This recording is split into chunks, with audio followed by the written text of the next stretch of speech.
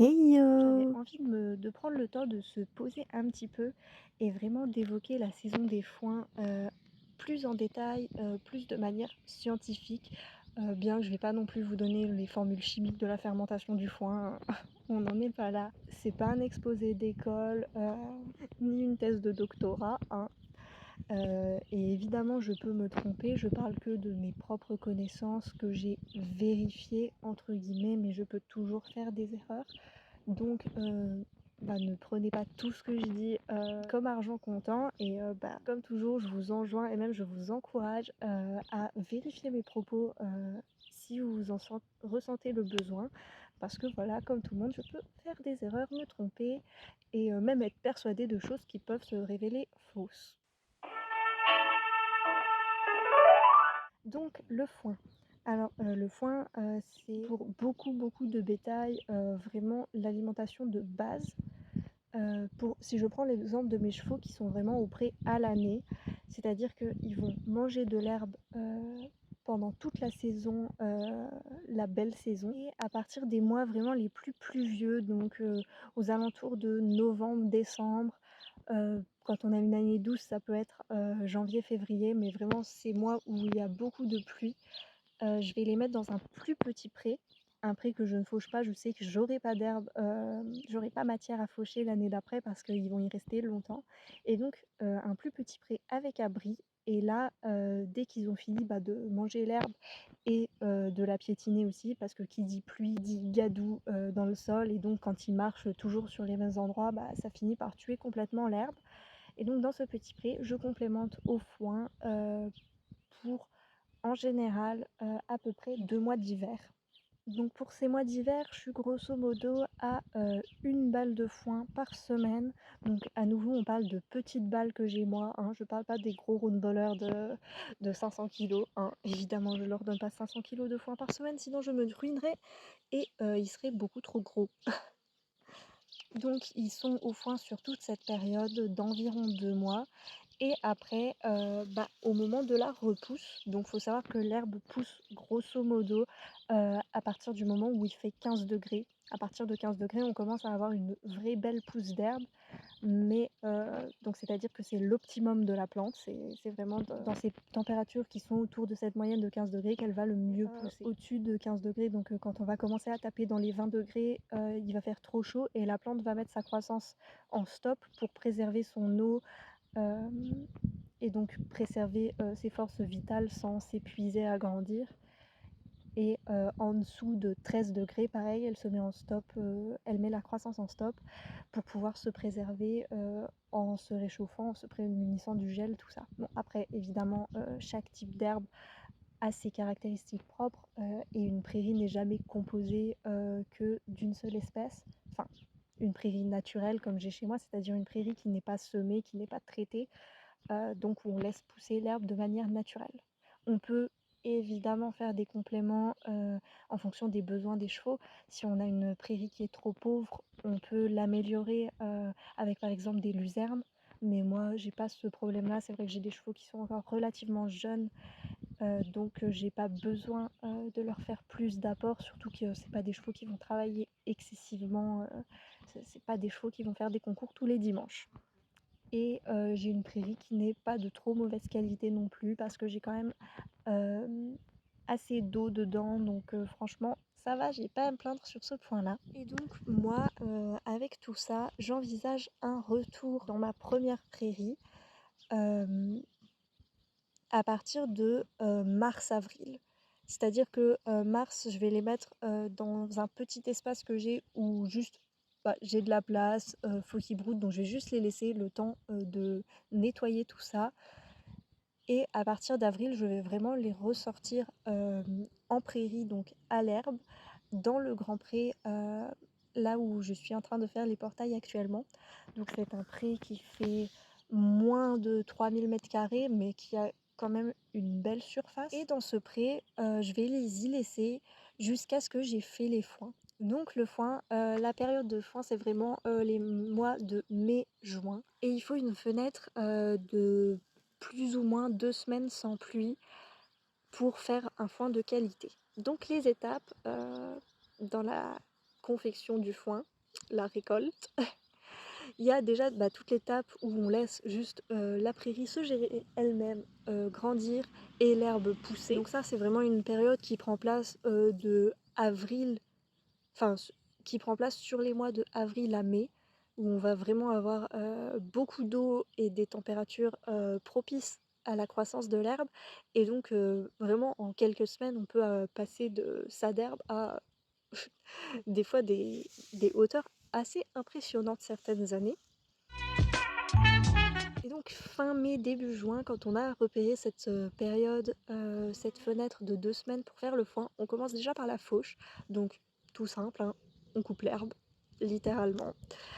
Pour les chevaux, ce qui est le mieux dans une prairie où des chevaux pâturent, c'est de ne pas couper en dessous de 6-7 cm, parce que ça va permettre de ramasser moins de poussière et de ne pas buter dans les éventuels crottins, ce qui pourrait contaminer le foin. Alors évidemment, s'il y a un petit morceau de crottin dans le foin, ne vous affolez pas, ça ne va pas indisposer vos chevaux, mais c'est toujours mieux, ça permet d'avoir un foin de meilleure qualité, un foin plus sain, et ça permet de ne pas trop épuiser la pâture non plus, parce que les coupes rases épuisent la plante, évidemment.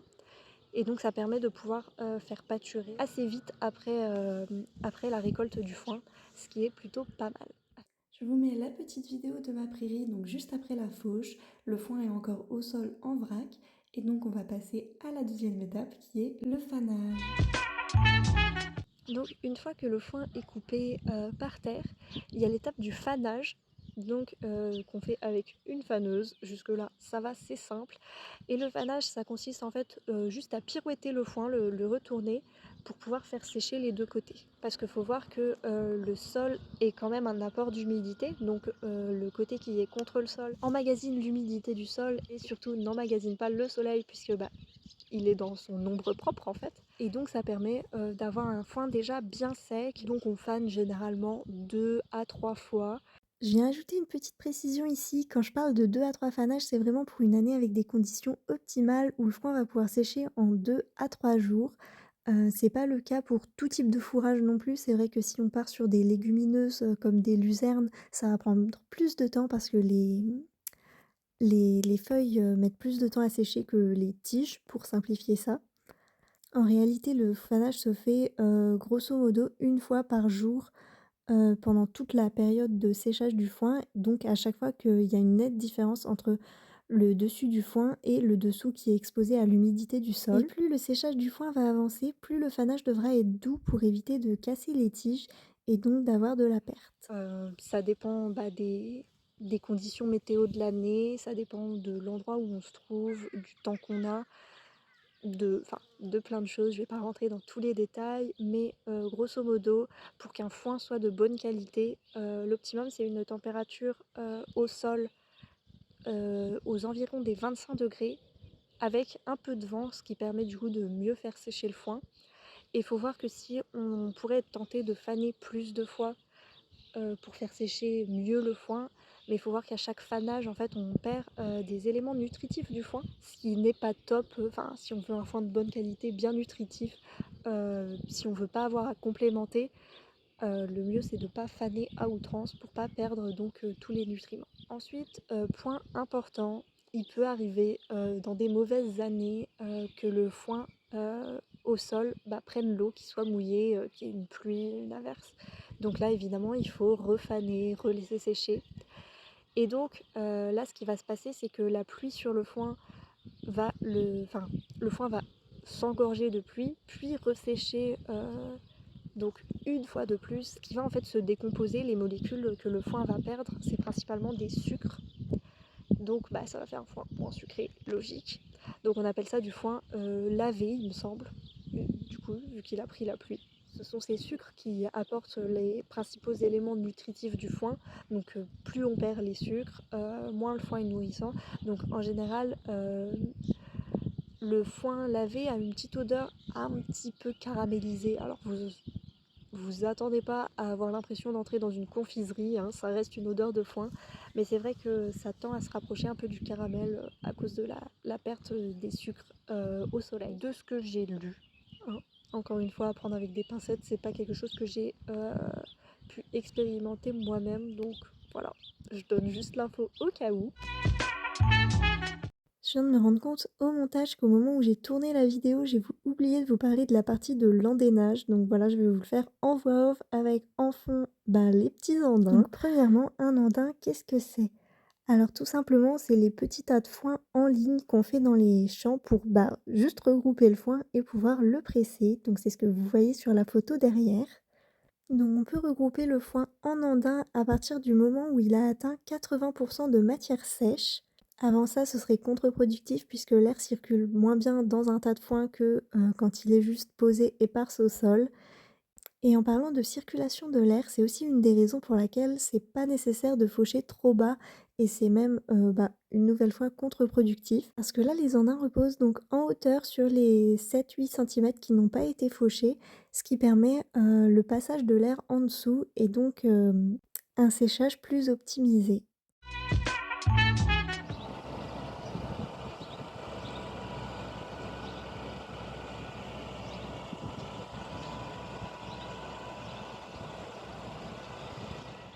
Et donc une fois que le foin a été fané, et ben on va pouvoir le presser. Donc bah, comme moi, en petites bottes, on peut faire des petites bottes rondes, des petites bottes carrées, des grosses bottes rondes, des grosses bottes rectangles, enfin ça c'est vraiment à l'appréciation de chacun en fonction de ses besoins et de son utilisation. C'est vrai qu'un agriculteur qui va toujours le bouger avec des tracteurs et qui va mettre une botte au milieu de son champ pour ses vaches, il n'a pas envie de se trimballer 50 petites bottes carrées, alors qu'un particulier qui a des chevaux et qui va faire des rations journalières tous les jours, apporter du foin au pré, il préfère des petites bottes carrées qu'il peut soulever lui-même, qu'il peut mettre dans sa voiture, tout ça. Donc voilà, ça c'est vraiment à chacun de voir midi à sa porte.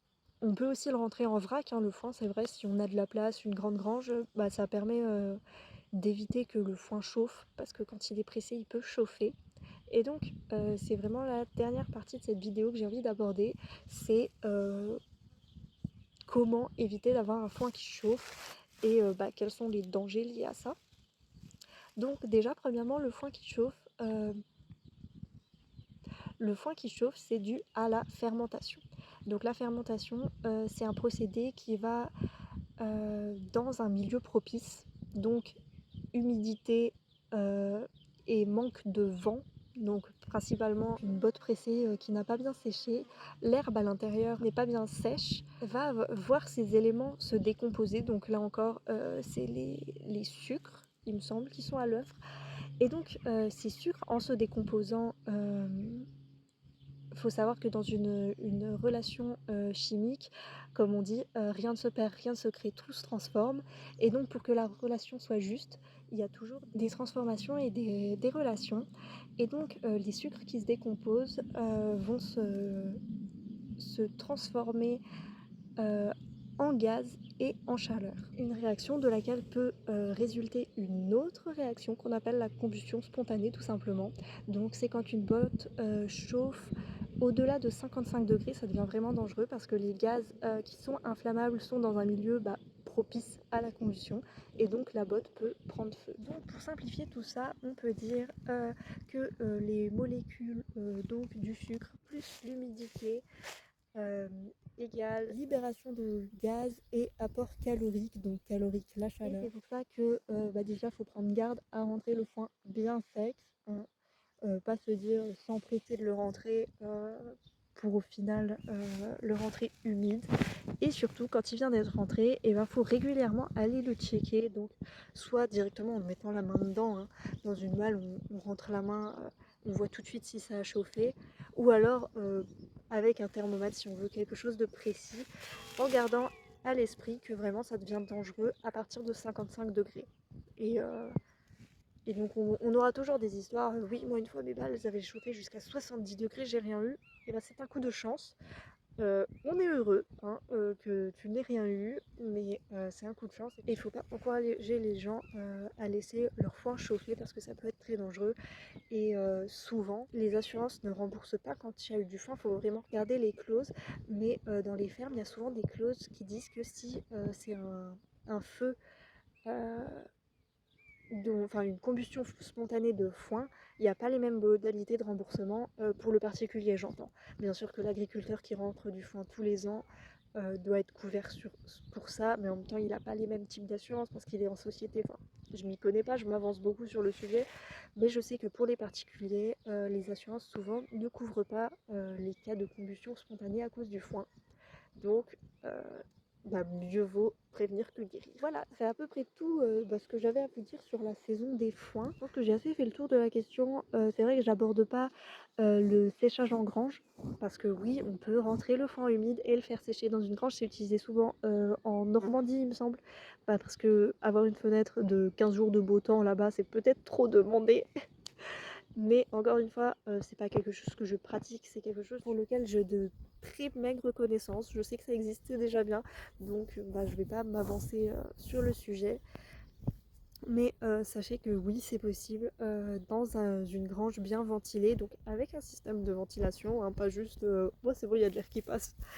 Et encore une fois, là, c'est pas du foin pressé en botte serrée comme on peut faire ici. Donc c'est une toute autre technique sur laquelle il peut être bon de se renseigner, mais voilà, je l'aborde pas vraiment ici. Ce qu'on peut voir aussi, c'est du foin donc, qui est... Oh, oh, je me suis pris un moucheron. C'est du foin qui a été rentré donc humide, qui n'a peut-être pas fermenté, mais qui peut moisir. Donc pareil, les moisissures, les poussières dans le foin, ça a contrôlé pour les chevaux. C'est vrai qu'on a tendance à dire, parce que souvent les propriétaires de chevaux passent par des agriculteurs qui font du foin pour leurs vaches, et c'est vrai qu'on a tendance à se dire c'est la même chose, non. On a tendance à se dire oh les vaches ça mange tout.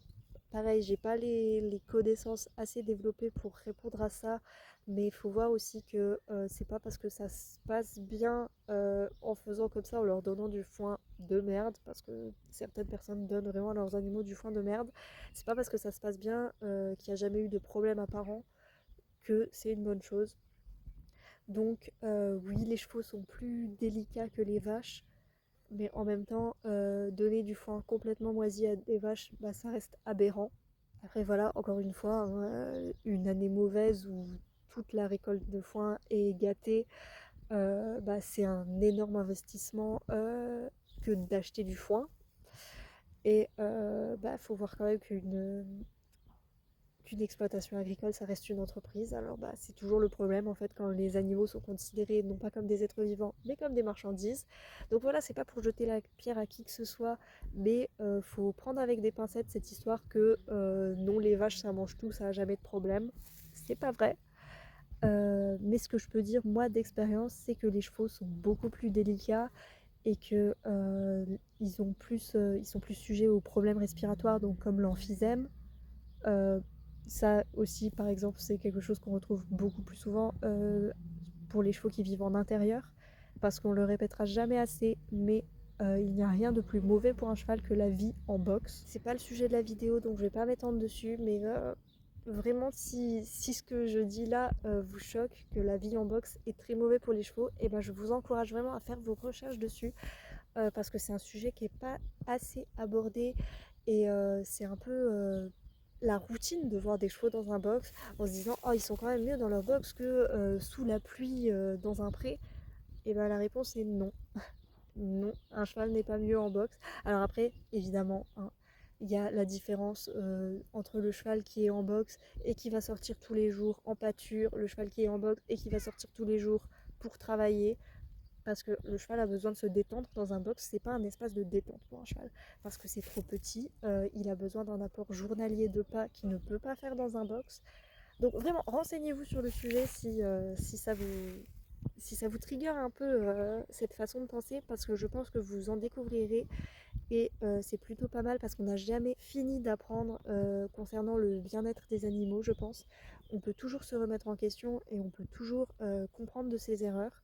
Et tout le monde en fait, et surtout dans un milieu comme l'équitation, où on a vraiment cette idée de profit. Pourquoi on met les chevaux en boxe? Pour éviter d'avoir un pansage complet à faire quand on sort de prairie, que le cheval s'est roulé dans des flaques de boue, et pour avoir des chevaux beaux, propres, mais ça apporte plein de problèmes aussi au niveau du poil en fait, parce qu'il va plus faire de poils d'hiver, va avoir un poil qui va être moins imperméable, donc en extérieur il va être malade quand on le ressort, enfin tout un tas de problèmes parce qu'en fait on dénature la nature en fait. La nature fait très bien les choses et il faut la laisser un peu gérer toute seule, pas vouloir tout contrôler. Je sais plus pourquoi du coup je suis partie sur le sujet des chevaux vivants en box, mais bon, toujours est-il que l'apport pour les chevaux doit être différent. euh, est vraiment le meilleur régime pour un cheval. Je dis pas ça parce que c'est ce que je fais, parce que d'ailleurs le meilleur régime pour un cheval c'est d'être à l'herbe toute l'année sans complément de foin. Moi j'ai pas la surface et très peu de propriétaires de chevaux ont la surface pour ça. Donc je suis quand même obligée de mettre du foin, mais donc le meilleur régime pour un cheval c'est quand même d'être sur des produits naturels, ce qu'il va manger quand il est dans la nature, donc herbe et du coup par extension le foin. Complémenter quand on a un foin pauvre, ça peut être bien et vaut mieux améliorer sa prairie, améliorer son foin, donc comme j'ai dit avec de la luzerne, que donner des compléments directement au cheval. Les compléments, pareil, il faut voir, un cheval c'est pas censé manger de céréales comme on le fait souvent. Euh, c'est pour ça que une très grande majorité des chevaux d'écurie qui vivent en boxe avec complément se retrouvent avec des ulcères gastriques parce que les céréales ne sont pas bien digérées par les chevaux, donc il faut voir waouh, petite bataille des tourneaux. Faut voir, mieux vaut complémenter avec des légumineuses qui font partie de l'alimentation de base du cheval qu'avec des céréales. C'est pour ça que les sachets de grains de compléments tout prêts sont... faut vraiment regarder la composition. Vaut mieux donner du trèfle compacté que, que du grain des bouchons. Encore que le trèfle, à faire attention, c'est qu'il peut augmenter les risques de photosensibilité sur certains chevaux. Donc certains chevaux ils seront sujets, d'autres non. Mais donc faut pas donner trop de trèfle parce que ça peut être néfaste. Mais bon, on n'est pas là pour faire une vidéo complète sur l'alimentation du cheval. Bref, oui, je parlais de... je suis venue aux chevaux qui vivaient en boxe parce que je disais... On peut avoir un foin qui va être pauvre, on peut avoir un foin qui va être poussiéreux ou qui va avoir moisi. Et donc ça, pareil, ça se sent à l'odeur, hein, de toute façon. Si vous connaissez l'odeur du foin, quand vous ouvrez une botte, vous voyez tout de suite s'il sent le renfermer. Et donc c'est à juger à chaque botte. Une botte avec du moisi, c'est très mauvais de donner ça aux animaux parce que problème respiratoire. C'est comme vivre dans un logement insalubre en fait. On va pas s'amuser à respirer de la moisissure. Et faut voir que les animaux sont pareils. Après voilà, ça arrive à tout le monde, hein. Tout le monde a déjà eu, je pense, une année où le foin s'est mal conservé. Et c'est pas un drame en soi. C'est vrai que quand on n'a pas les moyens de jeter toute notre récolte et d'en racheter, ça peut devenir compliqué. Mais il faut voir quand même et essayer de faire passer le bien-être et la santé des animaux en premier parce que les animaux n'ont pas demandé à ce qu'on les prenne à notre charge. En fait, ils n'ont pas demandé à être élevés pour ça. Donc, quand on prend la décision, c'est pas une décision justement d'avoir un cheval, d'avoir un âne, une chèvre ou que sais-je. C'est pas une décision, c'est une responsabilité. Et donc, une responsabilité, on la prend que quand on est capable, en capacité de l'honorer en fait. Et, euh, et oui, avoir des animaux, c'est un luxe. Et oui, c'est dommage que tout le monde ne puisse pas y avoir accès, mais vouloir à tout prix adopter un animal quand on sait qu'on n'a pas les moyens, bien que ce soit injuste, ça reste quand même un caprice. Et faut un peu grandir, arrêter d'être des enfants capricieux et faire au mieux avec ce qu'on a. Et des fois, le mieux, c'est de laisser les animaux dans des maisons où ils pourront être, où leurs besoins pourront être respectés en fait. C'est vrai que c'est un peu déprimant dit comme ça, et moi aussi hein, je rêverais d'un monde où tout le monde peut avoir des animaux. Moi-même si je pouvais, j'aurais des chèvres, j'aurais de tout. Mais c'est pas possible. Je sais que avec le terrain que j'ai, je m'en sors avec 2 chevaux, mais plus ce serait littéralement de l'inconscience, voire de la stupidité. Je vais pas alimenter la capitalisation qui est faite sur les animaux parce que ça reste un peu ça, hein. Acheter un animal dans le commerce, bien sûr on peut toujours trouver des animaux, les récupérer, par exemple les animaux destinés à l'abattoir ou dans les refuges, tout ça, on peut toujours récupérer des animaux sans vraiment alimenter un système capitaliste qui, qui juste capitalise sur des vies en fait. Mais bon, ça reste quand même une minorité quoi. Donc j'ai dit ce que j'avais à dire au sujet du foin, au sujet de comment le foin est fait, le processus, tout ça, les dangers. Et donc j'espère que ça vous a intéressé, que ça aurait pu vous apprendre des choses. Donc moi je prends le point de vue de propriétaire de cheval, mais c'est vrai que vous pouvez être amené à faire du foin pour tout un tas d'autres animaux. Donc j'ai cité les vaches, mais ça peut être des moutons, ça peut être des chèvres, ça peut être des ânes, bien que les ânes se rapprochent assez des chevaux. Quoique ils ont un estomac plus résistant. Mais donc voilà, c'est à adapter, faire vos propres recherches à partir de ça. J'espère que ça aura pu vous aider. Et puis on se retrouve pour une nouvelle vidéo incessamment sous peu. N'hésitez pas à liker, vous abonner, partager tout ça, commenter, ça me ferait super plaisir. Ça aide pour le référencement aussi, donc allez-y. Même si vous voulez juste me raconter votre journée dans les commentaires, pourquoi pas, je prends tout.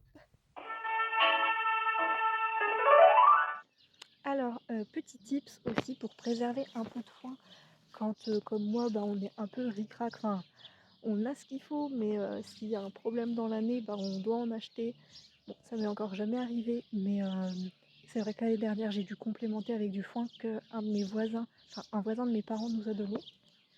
Et du coup, petit tips, donc quand ça vient d'être mis en balle comme là, moi je passe avec mon sac et mon râteau et je viens ramasser tout ce qui est sur le bord là autour des arbres qui du coup n'a pas été pris par la presse et en général il reste quand même pas mal. Du coup c'est parti.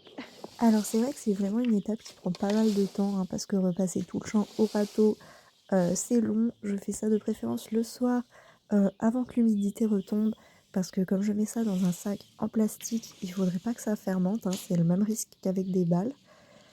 Donc voilà, c'est long, c'est pas très très agréable à faire, quoique on a vraiment les petits chants des oiseaux et le petit coucher de soleil, donc franchement on n'a pas à se plaindre.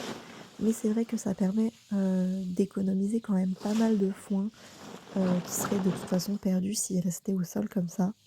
Et c'est toujours mieux d'utiliser toute sa ressource.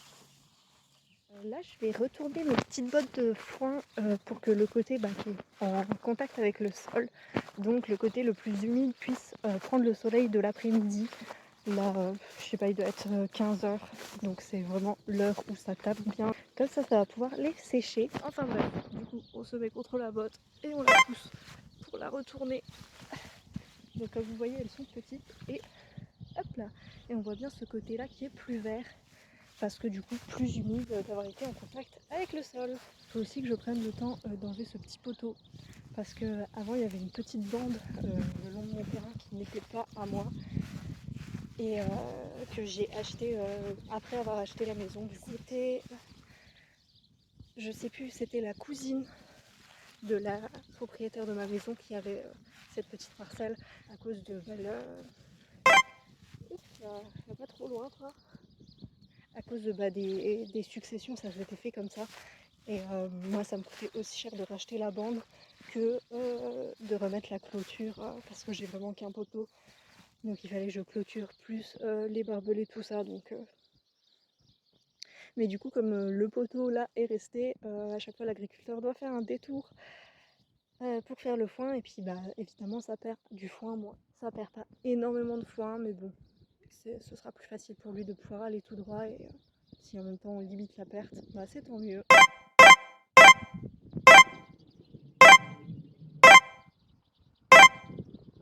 Je vais me mettre à l'ombre, parce que j'ai un petit peu chaud.